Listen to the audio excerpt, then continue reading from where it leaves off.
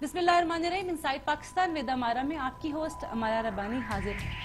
हम बात कर रहे थे अपने कल के प्रोग्राम में अफगानिस्तान के बारे में, पाकिस्तान और अफगानिस्तान के मुज़ाकरात, अमन मुज़ाकरात के बारे में। वो कहाँ तक पहुँचे और कहाँ तक पहुँच सकते हैं और कौन है बेनिफिशरी और कौन हो सकता है बेनिफिशरी अगर सैबोटाज हो जाते हैं दोनों ममालिक के अमन मुज़ाकरात।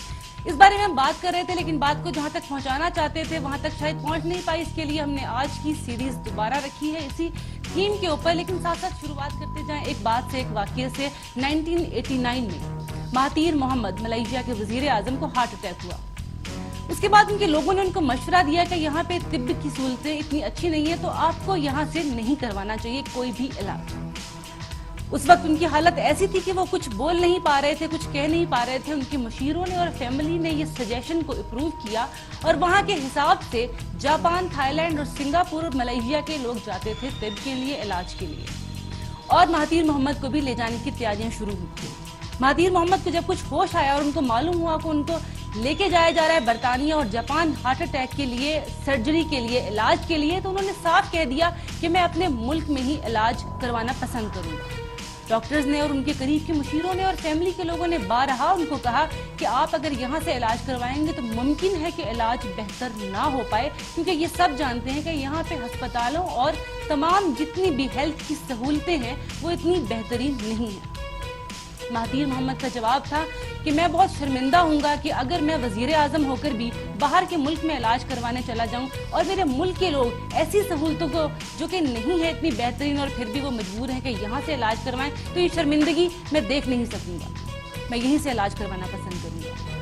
उसका ये फैसला क्या इम्प्रूवमेंट लेके आया, क्या रेवोल्यूशन लेके आया, वो ये कि उसके बाद हेल्थ की इंडस्ट्री ने इतनी प्रोग्रेस की और जितनी भी चीजें प्रॉब्लमेटिक और फ्लॉस थे वो खुद महातीर मोहम्मद और वजीर आजम ने देख ली और उसके बाद उनको और मजीद डेवलप और इम्प्रूव किया, क्योंकि वो उनसे खुद गुजर रहा था और गुजर चुका था।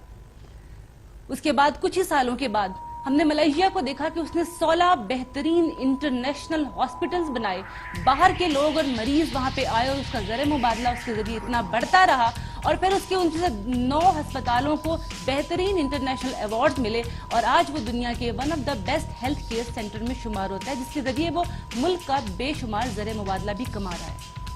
अगर उस वक्त के वज़ीर आज़म ने, महातीर मोहम्मद ने फैसला ना लिया होता और इलाज के लिए बरतानिया या जापान चले गए होते तो आज उनकी भी हेल्थ इंडस्ट्री और हेल्थ सेंटर शायद ज़बूहाली का शिकार ही होते। इस वाक़ये का मकसद सिर्फ इतना है कि पॉलिसीज हम बनाते हैं, मिसालें हम सेट करते हैं अगर हम लीडर हैं तो। हम अगर किसी ऐसी जगह पे हैं जहां हमारे कंधों पे बहुत सारी जिम्मेदारियां हैं तो हमारे ऊपर वो जिम्मेदारी आती है कि हम मिसाल सेट करें, हम ट्रेंड सेटर बन जाएं ताकि आगे की नस्लें वही सब करती रहें।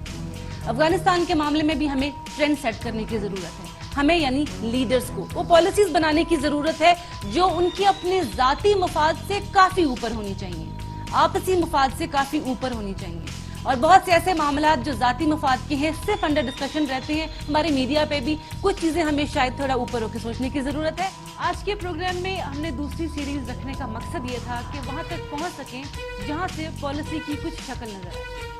यकीनन फॉरेन पॉलिसी किसी भी मुल्क की बुनियादों में से एक होती है। जहां हम डिफेंस की बात करते हैं कि वो दीवारें होती हैं, छत होती है, तो फॉरेन पॉलिसी बुनियादों में से होती है। और आज की अगर जंगें देखें तो वो foreign policy involves diplomats, media और एकेडेमिया के थ्रू लड़ी जा रही है। इसमें हम कितने आगे बढ़ सकते हैं और कितने आगे बढ़ना चाहिए, इन्हीं सब की बातों की वजह से, इन्हीं सब के जवाबात की वजह से हमें अफगानिस्तान और पाकिस्तान के मुज़ाकरात का हल और उसकी कामयाबी भी मिल सकती है। इनसाइड पाकिस्तान विद अमारा में आज के लिए इतना ही। अपनी होस्ट अमारा रब्बानी को इजाजत दीजिए।